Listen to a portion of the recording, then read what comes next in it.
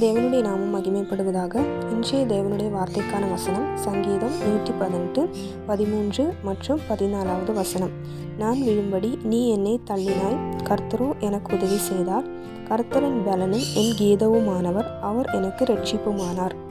இவாஞ்சலிஸ்ட் D.L. மூடி அவர்கள் பல ஊர்களுக்கு சென்று சுவிசேஷ கூட்டங்கள் நடத்துவது அவரது வழக்கம். அப்படி பல ஊர்களுக்கு போகும்போது பலவிதமான எதிர்ப்புகளை அவர் சந்தித்திருக்கிறார். பல நாஸ்திகர்களையும் கேலி செய்கிற கூட்டத்தையும் அவர் சந்திப்பது அவரது வாடிக்கையாகி விட்டது. ஒரு குறிப்பிட்ட இடத்தில் நடைபெறும் கடைசி நாள் கூட்டத்தில் செய்தி கொடுக்க ஆடிட்டோரியத்துக்குள் நுழையும் தருவாயில் யாரோ ஒருவர் ஒரு துண்டு தாளை அவரிடம் கொடுத்தார். ஏதோ அறிவிப்பாக இருக்கும் என்று எண்ணிக்கொண்டு அதை வாங்கி கொண்டு மேடைக்கு வந்துவிட்டார். நிறைய கூட்டம். அந்த துண்டு பேப்பரில் யாரோ மூடி அவர்களை முட்டாள் என்று கூறும் நோக்கத்தில் ஃபூல் என்று மாத்திரம் ஒரு துண்டு தாளில் எழுதி கொடுத்து விட்டார்.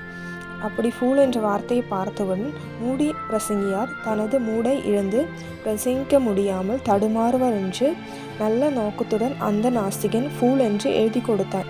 இதை அறியாத மூடி அவர்கள் மேடையில் நின்று ஒரு அறிவிப்பு உள்ளது என்று கூட்டத்தாரிடம் சொல்லிவிட்டு அந்த தாளை விரித்து வாசித்த போது அதில் ஃபூல் என்ற வார்த்தையை பார்த்துவிட்டது. கூட்டத்தாரை பார்த்து பின்வருமாறு அறிவித்தார். யாரோ ஒருவர் ஏதோ ஒன்றை அறிவிக்க விரும்பி இருக்கிறார், ஆனால் அறிவிக்க வேண்டிய விஷயத்தை எழுத மறந்துவிட்டது. ஃபூல் என்ற தனது பெயரை மாத்திரம் எழுதியிருக்கிறார் என்று சொன்னார்.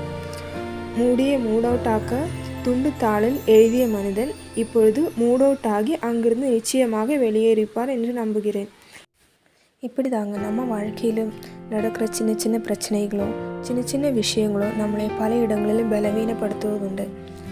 நாம் ஆண்டவருக்கு பிரியமாய் அவரோட வழியில் நடக்கும் பொழுது, அவர் ஊழியம் செய்யும் பொழுது இப்படி தாங்க சத்ரு ஏதோ ஒரு விதத்தில் நம்மை பலவீனப்படுத்த ஆலோசனை பண்ணுவார். ஆனால் நாம் அதை தூசியை போல் உதறவிட்டு கடவுள் கொடுக்கிற ஆலோசனையிலும் அவர் நமக்கு கொடுத்த தரிசனத்தில் தைரியமாக முன் செல்வோம்.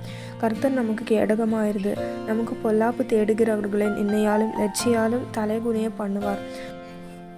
ஆகியால் நாமும் சங்கீதக்காரன் தாவீது கூறுவது போல், என் ஆத்துமாவை விரோதிக்கிறவர்கள் வெக்கி அழியவும், எனக்கு பொல்லாப்பு தேடுகிறவர்கள் நின்னையாலும் லட்சியாலும் மூடப்படவும் கடவர்கள்.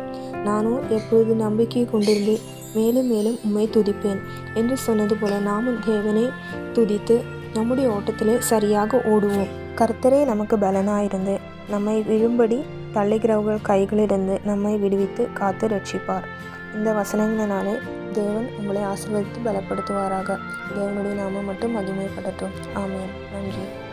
இந்த யூடியூப் சேனல் வழியாக வரும் தேவ வார்த்தைகள் உங்களுக்கு பிரயோஜனமாக இருக்குது, ஆசீர்வாதமாக இருக்குது, ஆறுதலாக இருக்குது, பலனாக இருக்குது என்று நீங்கள் நினைத்தால் அதை கமெண்ட் செய்யுங்கள்.